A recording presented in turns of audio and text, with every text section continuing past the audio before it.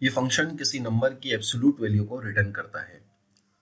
इस फंक्शन से negative numbers को पॉजिटिव नंबर्स में हम कन्वर्ट कर सकते हैं। इसके आर्गुमेंट में नंबर आता है जिसकी एब्सोल्यूट वैल्यू हमें हासिल करनी होती है और उसके बाद ये फंक्शन आर्गुमेंट में दिए गए नंबर की एब्सोल्यूट वैल्यू को रिटर्न करता है। इसकी हम मिसाल देखते हैं कि किस तरह हम किसी नेगेटिव वैल्यू को पॉजिटिव वैल्यू में कन्वर्ट करते हैं।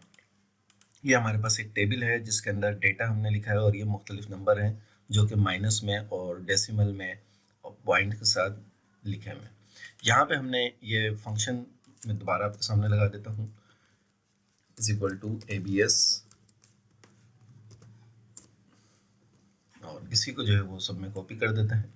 तो अब ये देखिए इसने किस तरह हमारे पास ये माइनस में जो नंबर आ रहा था उसको पॉजिटिव में कर दिया, ये माइनस में है, ये माइनस में, इसको इसने पॉजिटिव में कर दिया। तो ये ABS फंक्शन जो है ये माइनस वैल्यू को पॉजिटिव में कन्वर्ट करने के लिए इस्तेमाल किया जाता है।